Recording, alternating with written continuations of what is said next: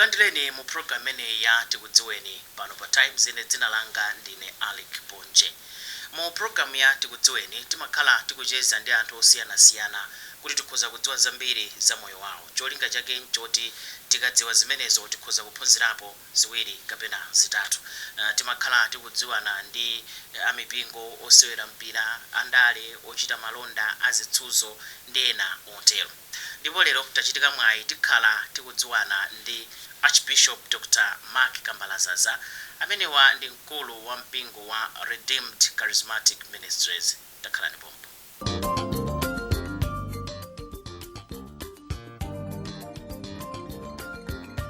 Abusa tikulandireni mu program imeneyi. Kaya muli bwanji? Ine ndili bwino, sindidziweni. Ine so ndili bwino. Tikuti Dr. Mark Kambalazaza, Archbishop wa mpingo wa Redeemed Charismatic Redeemed Ministries. Chabwino Charismatic Redeemed Ministries. CRM chabwino. Takulandirani. Dr. Mark Kambalazaza, Archbishop wa mpingo umenewu, tinganene kuti ndi ndani? Andakakufunsani kuti ndino ndani, mumadzifotokoza bwanji? Ndi munthu amene Mulungu anamuyika pansi pano chama 60 years umo, ndipo Mulungu anatuma kundipasa ntchito yoti ndilalikire Ambuye Yesu amoyo dziko lapansi, kukonzekeresa anthu mpatulo. So ntchito imene Mulungu anandipasa pakali pano imene ndikuyigwira ndi kulalikira Ambuye Yesu amoyo ndi zimoyera pokonzekeresa anthu mpatulo. Munabadwa chaka chanji komanso kumudzi ndi kuti? Mbambo wanga anali msitikali, anabadwira ku Sanje. Ndipo analowa nkhondo yachiwiri ya dziko lapansi lija. Koma atamaliza kumenya nkhondo 1946 anasamukira ku Zomba. Ndi nabadwira ku Zomba 64. Kubanja limene la Kambalazaza. Skulu mwa budayimba mota? Skulu yoyamba monga ku Zomba ko pali Machirika Primary School. Kenaka ndinaphunzirapo pa Fatima. Ku Zomba komweko? Fatima Squanti Mulolo. Ku Nsanje. Kenaka ndinapitiriza kuphunzira ku Camus Barracks. Ku Lilongwe. 1974 mpaka 1980. Ndipo kenaka naphunzira pa Choko Primary School, Standard 8. Kenaka napita ku seminary ku St. Paul's ku Mitundu, kenaka ku St. Kizito Seminary, kenaka nandisanga kupita box 48, napita box 48, 83 mene 86 Chancellor College, komanso 86 omweyo najoina ma White Fathers ku Lozi ku Nchinji, kenaka napita ku Tanzania 87. Ndipo 89 ndipena mandichosa kuti iwe sukatukala wansembe chifukwa chodwala. Pamenepo kutuleko ndimamvetsera ndi chidwi kuti skulu mwatchulako mwina kupatula kwinaku kandi ku primary pachiyambipo, koma kwambiri zikuona kuti ndi skulu za chikatolika. Kumenekonso nthawi zambiri nkumene amakonzekeretsa anthu kudzalowa unsembe. Ndiye ndimati tsono pano sindinu ansembe chifukwa chani? Chifukwa chakuti nditachosedwa ku Tanzania chifukwa chodwala, nabwerera ku Malawi kuno ndikujoyinaso ku seminary kudzera ku Mangochi, malemu asolali Bishop asolali. Ndipo ndinakhala ukachepere chaka chimodzi, kenaka nkubwera ku St. Peter's koma ndikudwalabe. Mpaka na 1991 chaka changa chachiwiri St. Peter's, pamene ndinapita kwa Sing'anga omaliza ku Mulanje chifukwa zaka zonsezi ndimayenda bimwe Sing'anga kuti ndipeze machiritso. Ndipo nditapita kwa mayenda kwa Asing'anga muli within skulu za mpingo. Mukukonzekeranso kuti mudzakhale wansembe. Chifukwa chani? Nanga sikusaka moyo. Zimenezo pano mukhozo pangaso? Tifika kumeneko. Ndiye mwanena kuti mwapita ku St. Peter's? Yes. Ndiye kuchoka pamenepo? Pamenepo ndiye 1991 matenda anafika poipa kwambiri. Anali matenda anji? Anali matenda oti thupi lonse ndazina moto, ima maso, zilonda za mimba, maulongo osamva mankhwala aja, kumandipasa mankhwala osiyana koma osathandiza, mpaka namene yamandilangiza kuti ponda mupeze thandizo ndimwena mwake mutha kupeza yang'ana nezitsambazi sisamba kodi sizolengedwaso ndi chauta koma mulungu yomwe m'baibulo malili mawu ake ndithu amene amakamba zimenezo ndiye 91 ndimene ndinaona kuti ndinafa ndithu chifukwa ndili chigonere naona mdima ukubwera m'maso mwangamo kenaka na thupi lonse lalowa mu mdima kenaka ndikuona ndatuluka mthupi koma mdima akubwa kumapita no pansi ngaruto muna mukuyikidwa m'manda koma inali speed yoseta masewera ndipo ndikugwa nthawi yaitali ndikuzifunsa ndikupita kuti ndinadziwa ndipita ku moto achimwe anga anali pasogolo panga pambuyo pa nthawi ntang'ana pansi ndimene ndimaona dziko ngati lapansi pano mukakhala mu ndege kapena pa phiri koma paliponse pali moto panalibe malo opanda moto ndipo ndamadziwa ndipita ku Jehena ndimene ndimafula kuyitana dzina la Yesu Yesu ndipulumutseni wochimwa sindikufuna kufa kupita ku moto ku Jehena koma kumwamba ndinafula ndi mtima wonse ndi Bambo anandimva ndinaona ndayima ndambaso kubwera ndimene madzidzimuka ndadzidzimuka ndinamva ngati payima munthu akundiuza kuti tenga Baibulo uwerenge so ndawerenga Baibulo kumva kuti Ambuye Yesu amachiritsa nthenda zonse za anthu pa Mateyu 4 pamene verse 23 mpaka 25 after 3 days ndikumva tenga Baibulo uwerenge ndikumva zimayi anadwala matenda asabu zaka 12 anani na ndikagwira kanjo Yesu nditani ndichira anaenda somasinganga ngati ineyo koma machiritso sapeza ndipo pambuyo pa 3 days nazawerenga so Hebrew 13:8 pamene pali mauti Yesu Kristo lemweyo zulo lero mpaka muyaya ndinapanga chikole Ambuye mukandichiritsa ine ndizayikira za inu malayo muno ndi dziko lonse lapansi khululukireni ndemphulupulu zanga ndi machimo anga onse Yesu amoyo masula loni mwa ine nenso ndilo mwa inu mukhale Ambuye ndi mpulumutsi wa moyo wanga kenaka ndinamva ngati mwanga munanga ndikugoneranji ndinadzuka kupita panje inali 1:30 masana mene mathokolo ndikupeza moyo kuyamba kubwera 3 o'clock mphamvu 4 o'clock nthawi yati nalumba ngati mawala thupi la nyowani litabwera zaka 31 zapitazo ku usembe simunaloweko yena ndinalo after that atandichiritsa Ambuye Yesu ndinamba kumva kukoma muthanzi tsopano ndinamba kumva mawu a Mulungu mwa njira yachilendo chifukwa kudzera mawu a Mulungu ndimene ndapezamo machiritso ndi moyo umene tili nawo ndipo kenaka Ambuye anandilamula tsopano udzazidwe ndi Mzimu Woyera udzilankhula malilime zinthu zimene ndimadana nazo kwambiri osati masewera koma atandiuza wiki nachiwiri nanena kuti ndineyo ndipo nditamva kuti mayi Mariya ankalankhula malilime nandichidwi ndipo kenaka pa mayi Mariya ankalankhula so malilime tikawerenga Bible limatero kwa basi kwambiri chifukwa ananawo pa tsiku la Pentecoste machitidwe 1:14 machitidwe 2:4 ananawo pamene pa tsiku la Pentecoste anazazidwa onse ndi Mzimu Woyera namba kulankhula ndi malilime ena nachita manyazi kwambiri pomva kuti mayi Mariya ankalankhula malilime chifukwa ndi manyozo kwambiri ankalankhula malilime ndimatozungulira munthu kenaka machitidwe 10 tikumvanso Petro onso amalankhula malilime machitidwe 19 tikumva Paulo onso amalankhula malilime so kenaka kodi anthu azitumwi oyambirira aja amazazidwa ndi Mzimu Woyera kulankhula malilime so pa 2 January 92 Ambuye anandidzaza ndi Mzimu Woyera kuyamba kulankhula malilime mtima mwanga nthawi imeneyo mutalowa unsembe nthawi imeneyo 92 kwangosala chaka chimodzi kuti mmalize mukalowe kuti ndilowe unsembe pangosala chaka chimodzi ndena kumatu ndi mmene mayankhula malilimemo mulibe ku Catholic ndili ku seminary muli ku seminary tsono samakuda bwana kapena mmapanga mobisa kodi kulankhula malilime ngati simakhala tu ngati misala umakhala ulibwino bwino umafuna kuti ulankhule kapena sosalankhule monga chibwereni chijesinankhule malilime pa sindikufuna munali mwafuna mkhozo yankhula ko kulankhula bwino koma mesa akuti amabwera ndi Mzimu Woyera kuti wakudzaza nthawi imene ya Pentecost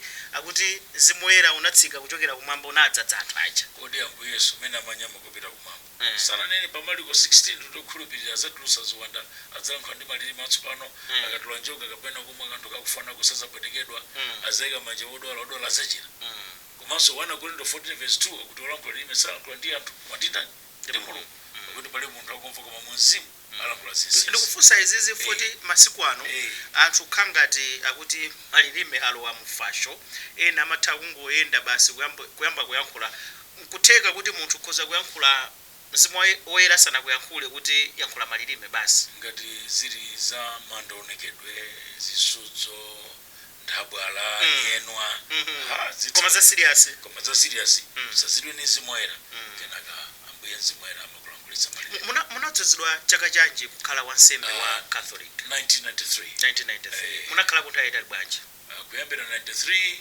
ndakhala mpaka na 1998 zaka 5 yes kenaka kuti kenaka ndimene ambuye amandiuza ndakupasa ntchito ina kumbukira lumbiro unalumbira lija ndakupasa ntchito ina siya chilichonse bwera unditsate uyambe kulalikira dziko lapansi zinali zovutatu usatenge njinga moto usatenge ndalama usatenge chani bwera unditsate zinali zovuta komanso ambuye omwe amati musatenge njinga moto ndimamva ambuye sondera kuti ndipo muziyenda wapasi ndimamva mulungu akundilangula ndipo nthawi imeneyo munthu utha kuona ngati wamisala choncho kuti munthu sukutani sukugwira koma mulungu akukuyitana ngati ali iyeyo amatsimikiza yekha pambuyo pa nthawi chifukwa ndaona ngakhale akuluakulu ndithu akatolika akundiuza kuti mulungu amufuna ine kuti mugwire ntchito imene mulungu ndiye kuti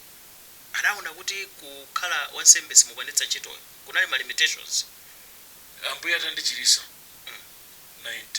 91 June ndipo 92 ndazazidwa ni mzimu woyera ndinamba kupempherera anthu odwala ndinamba kupempherera anthu amene ali ndi ziwanda kumatuluka madziwa ziwanda zimafula ndazina zimatuluka anthu amatogubuduka pansi kamapemphera chimozimozi ndikamapangisa makrusedi umapeza anthu ena akugwa ena kugubuduka fumbi osala maswera azibambo ndi azimayi ndiye zimene zichazo mwina ukoko mwina ukoko ndizosiyana ndi maitano amene mulungu anatipasa ndiye mwina sizikanatheka kuti ndigwire ntchito imene mumasuka mmene ndikugwirira pakati mpingo wanu wa Redeemed Charismatic Ministries kodi timatuma Charismatic Redeemed Ministries yes mpingo wanu wa Charismatic Redeemed Ministries udayambira kuti uli kuti pano nditachoka ku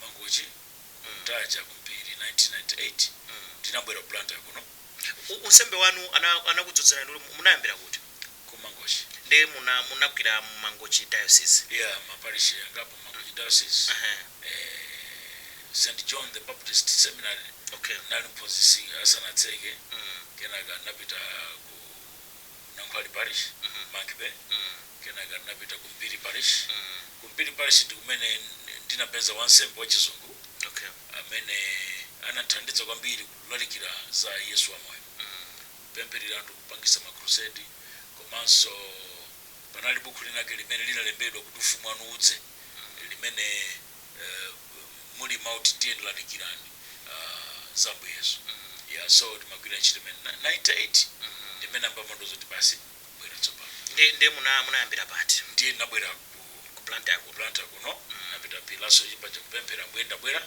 mwandozo ndisiye chilichonse ndasiya ndabwera sinatenge galimoto sinatenge njinga moto sinatenge ndalama ndikuze ndichochita ndimene ambamandozo kuti ukhazikitsa ntchito ukhazikitsa mpingo komanso ukwanira malawi monse muno pakali pano machechi alipo sichipira 420 malawi muno wengiranso mayiko akunja mpaka ngakhale ku Europe so ina mpingo wanu omwe unafika ku Europe so moti mapitanso kukalalikira ku headquarters ndi kundilande ku Malaysia uko pambuyo pa ndilande secondary school ngofika ndilande secondary school pake pamene pali church charismatic utumiki wa charismatic umasiyana bwanji ndi utumiki wina utumiki wa charismatic atha kutisiyanisa ndi ena koma ife timakhulupirira kuti ambuye Yesu ali moyo ambuye Yesu amachirisa ambuye Yesu amamasula anthu omangika kuchokera pa Luka 4 paja mzimu ambuye ali pa ine andidzodza kuti amphawi amve uthenga wabwino andituma kuti ansinga amasulidwe andende amasulidwe osaona aone so tikampanga makrusedi tikamapempherera anthu zonsezo ambuye Yesu amachita tinakamba kuti mwachoka kunsembe munali osakwatira mwa malamulo a unsembe, pano munakwatira kwambiri muli ndi ana yacho mwina zili bwanji nanga sinakamba mene timati mudzipange ndondomeko timayenera kutchulaso kuti ayi ndili pa banja zili bwanji kunyumba mukatifunsa vitinena ndafunsa kwapa tinamanga ukondwa to 2002 okay pakali pano mwezi wa mawa tine kuti takhala 20 years okay tili pa banja ndi ana awiri okay anyamata so mmene mayamba kuti mwachoka kunsembe mwayamba utumikiwo munatenga beka nthawi musanakwatire natenga kanthawi ifika 98 ndikuti zaka fika 02 zaka 4 so matumikirabe muli bachelor akuti bachelor so kutumikira kumavuta atupena kumavuta chifukwa nakasiya zimayi ambiri alibe mabanja ndikhala kuzipereka ine nditu ine ndikhala kazi wanu my bossa so inali chito zona pazaka 4 inali chito simasewera nditu mpaka na ambuye mene amalankhula kuti mkazi wako adzakhala uyo tikumabenga kale mtima mwangamo sikuti nakonze kuti ndikwatireya koma ambuye anachilondera nkula kuti mkazi wako adzakhala mafuna mukhale ngati Paulo mafuna ndikhale ngati Paulo kodi Paulo uchatu ine nimaona ngati kuliso munthu mmodzi m'Baibulo muja amene adapereka malangizo ochuluka kwambiri okhudza mabanja ndi Paulo koma anali osakwatira so munthu kukhala osakwatira koma umapereka ndithu malangizo okhudza banja kwambirizo ngakhale kuti mbiri ya Paulo timamva kuti sungapite ku sukulu ya Gamaliel kukaphunzira za ufarisi wopanda mkazi wako chifukwa timamva kuti atatembenuka mtima kuona na kukumana ndi Ambuye Yesu ndio pamene kwada kunata okay tikamaphunzira ambiri sukulu za theology timakamba zimenezo Paulo sakadapita ku sukulu ya ufarisi alibe banja sizimatenga chifukwa maphunziro onse pamodzi ku church masiku ano anthu akumati ayi aliyense akaona kuti mwina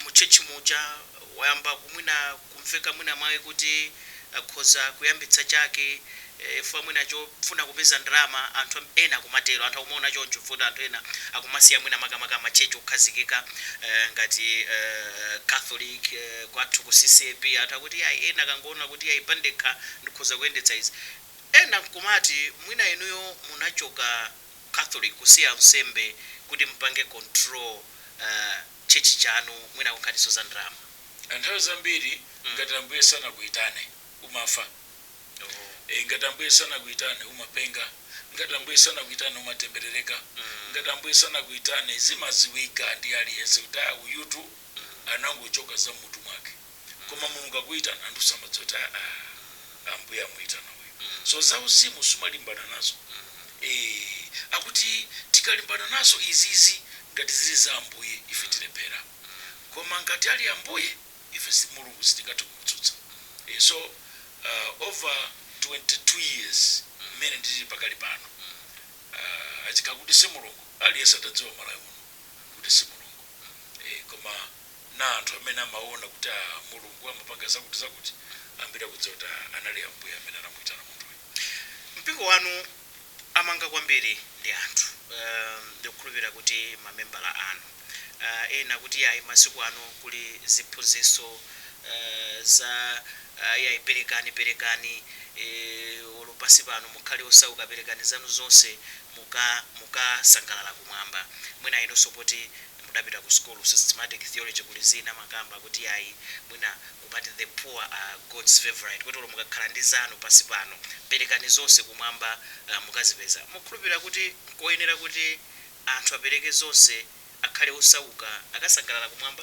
tikapita kwa sing'anga mufuna kulembera amakuza muli ndi ana angati ndi mandi nawo 5 amakuza mulembera zaka 5 kagwire ni mbala mepanja ndi mabwera kugwira mbala mepotokola ndi kusiponya ndi pamoto ikapya matenga magala kuchekerani ndaenda mwa sing'anga munatero ndi amakuchekerani mukapita kunyumba mukayeza masamba amaliro mwana woyamba kata wamwalira so mabwerera kwa sing'anga uti wandiphere mwana azimu samapereka chuma upanda kupereka nsembe. Chifukwa chani? Satana ananena mulungu akuti perekani chizapasidwa kwa inu. Osati kuti ukapereka wa mulungu usauka. Sizoona zimenezo.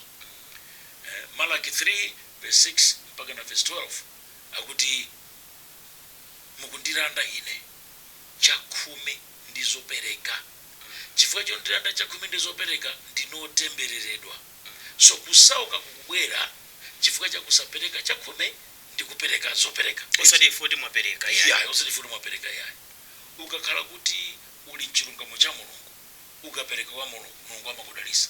Chifukwa kuti dzanja lopereka ndimene limadalisika kuposa lotani lolandira. So sizoona kuti perekani musauke mukapeza chuma kumwamba yayi. Chiprosemeje kuti so pena pamene timadzaona kuti atumiki ndochita bwino kwambiri kuyendera mabenzi ma BMW koma anthu osauka kwambiri pamene ambuye amatiphunzitsa kwambiri kuti kapena amaphunzitsa nthawi imeneyo kuti gulitsani zanu mupereke kwa osauka. Atumiki inu simafuna kuti mugulitse zanu bwanji mupereke kwa nkhosa zanu zosauka. Kodi mukawerenga Genesis 12 kuyambira verse 1 mpaka na verse 3 mene mulungu amaitana Abraham anamuwuza kuti chani? Anamuwuza kuti unditsate ndikupasa dziko. Kenaka anamupasa madaliso 7 ndikusandutsa mtundu waukulu, daliso number 1, ndikudalisa, daliso number 2, ndibukisa dzina lako, daliso number 3, ndikusandutsa mdaliso, daliso number 4, okudalisa ndi wadalisa, daliso number 5, okutemberera ndi watemberera, daliso number 6, manja a dziko lapansi adalitsike chifukwa cha iweyo, daliso number 7.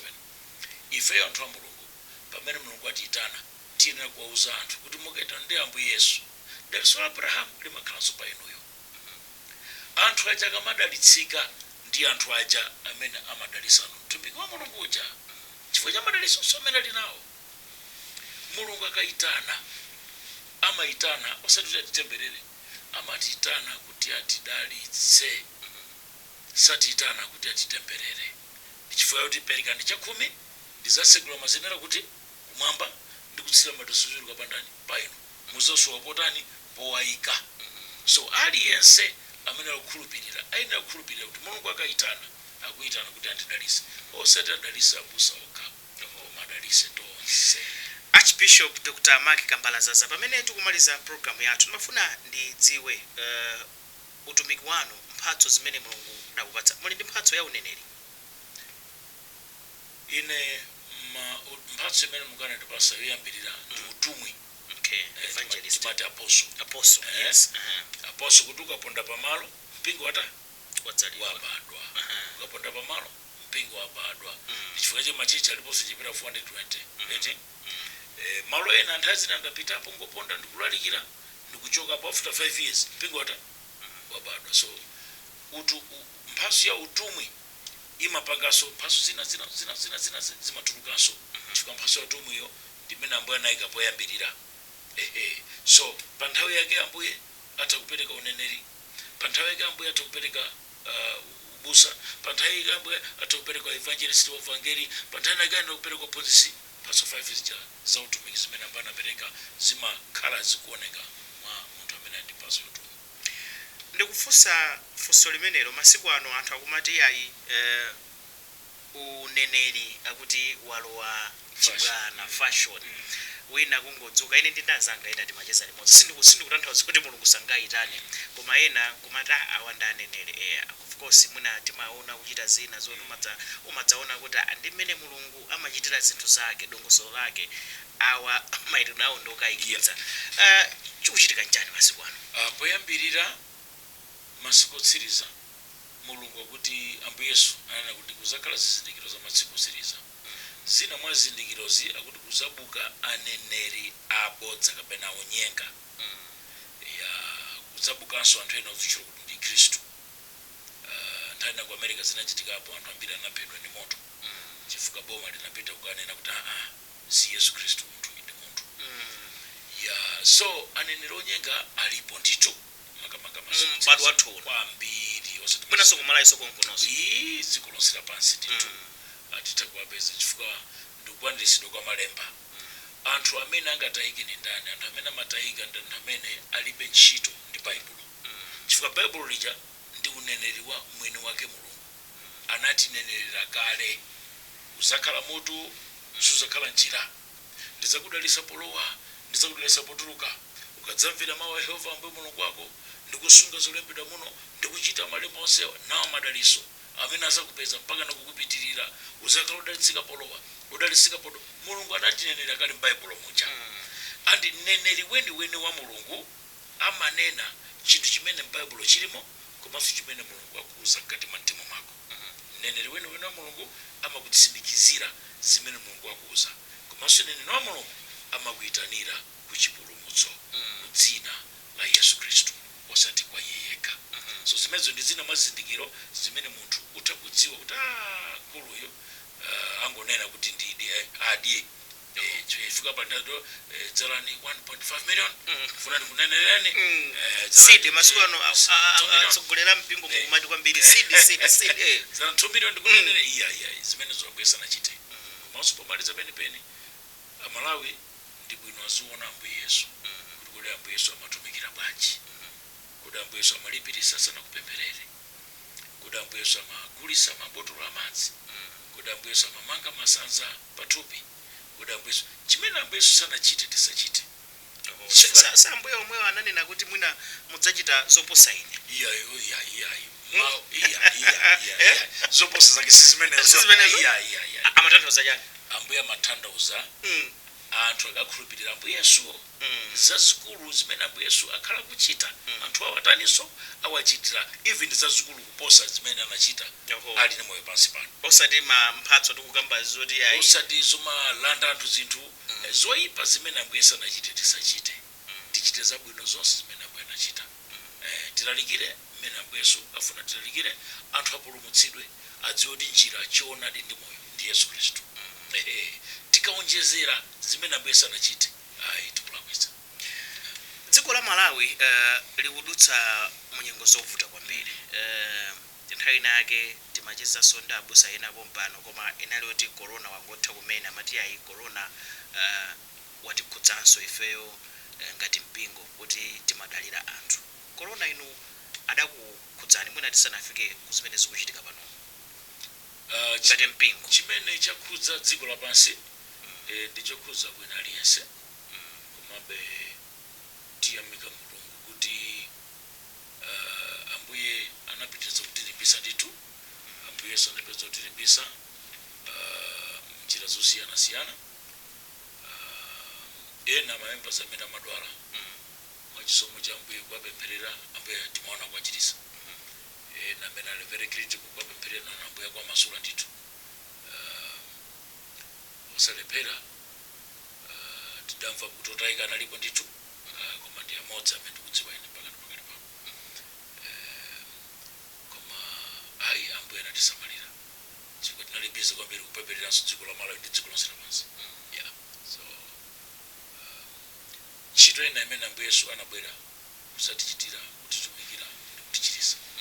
So ngakhale Satana apangiza ake, tiyeni kukhulupirirabe machitiso ake, tiyeni kukhulupirirabe mphamvu ya Ambuye Yesu. Kusafa sata mphamvu yake ndi yamuyaya.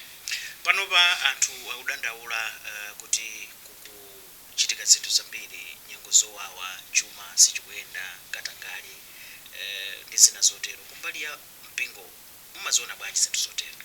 Poyambirira ngati munthu wanena kuti ine ndinokhulupirira Ambuye Yesu, timayembekezera utakhala ophunzira wa Yesu Khristu. Tikati disciple wa Jesus ni munthu amene amatsata chilungamo ndi chiphunzitso chonse cha Ambuye Yesu, ndiye kuti kuba sakate chifukwa amva kutsutsika mkati mwa mzimu wake. Koma ngati timapita ku church monga akhristu, ndikumapasidwa m'maofesi, ndikumagwira ntchito kumaba, ndiye kuti chikhristu ndi chovala chabe sichoonayi. Fuka tikuyembekezera iwo amene amva uthenga natsitsimuka nalandira chipulumutso navala moyo wa Yesu Khristu kuti akhale okhulupirika pena paliponse pamene ali, chifukwa kuti ndife nyale sife ndima, ndife mchere okomesera dziko lapansi. Koma ngati mchere usukuluka basi mavuto.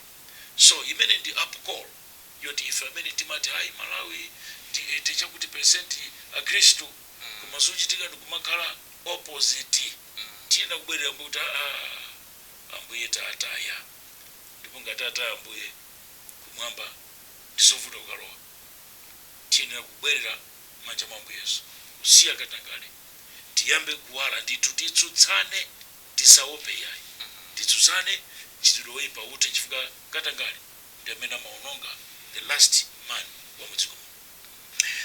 Pamene tikumaliza program yathu kumali chete tifuna kupatseni mpata ngati mtumiki wa Mulungu kuti uthenga muyankhule direct ndi Malawi poyang'ana pa kamera apo uthenga wanu womaliza 1 minute.